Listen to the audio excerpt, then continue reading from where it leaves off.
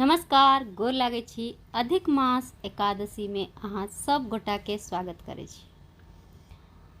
माता के लक्ष्मण जी बन छोड़ एलखिन तखन तक के गीत हम सुना देने छलहुँ हैं।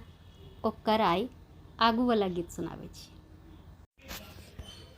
विधना भेलै केहन कठोर, लव कुश सिया जी के कोर, लव कुश सिया जी के कोर, नैना भरल दुनू नोर, जंगलबा में से नैना भरल दुनू नोर, जंगलबा में कोना होयत प्रतिपाल, ई छथि राजा जी के लाल, ई छथि राजा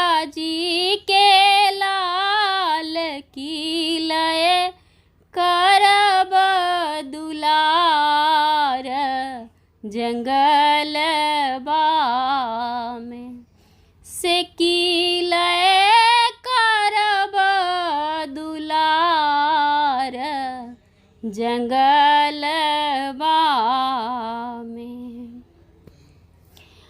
वाल्मीकि सुनलन विलाप, देवी त्यागु संताप, देवी त्यागु संताप,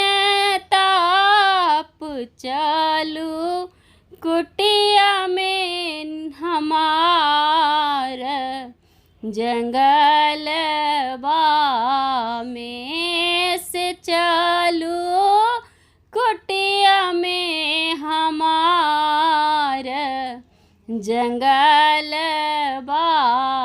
में।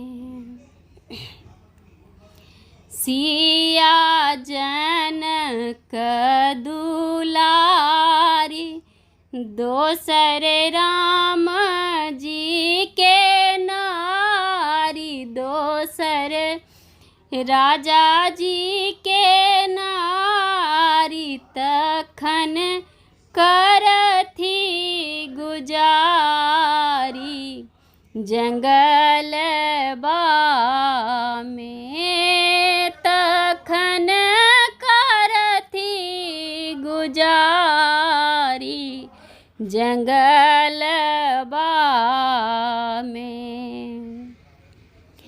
वन सँ जारन बिछियान,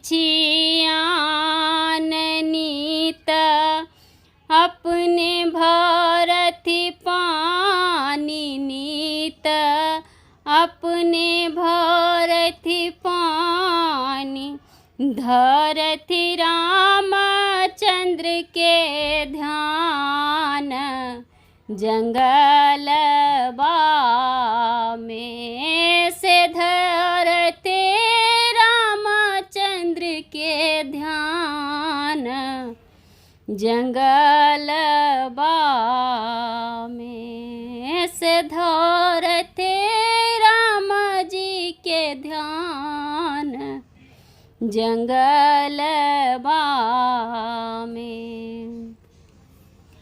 लभ कुश के करथी दुलार, फूल लोढ़ी लोढ़ी आनी, फूल लोढ़ी लोढ़ी आनी, करथी बालक के श्रृंगार, जंगलबा में से करथी दोनों के प्रतिपाल, जंगलबा में से अहिना करथी प्रतिपाल, जंगलबा में।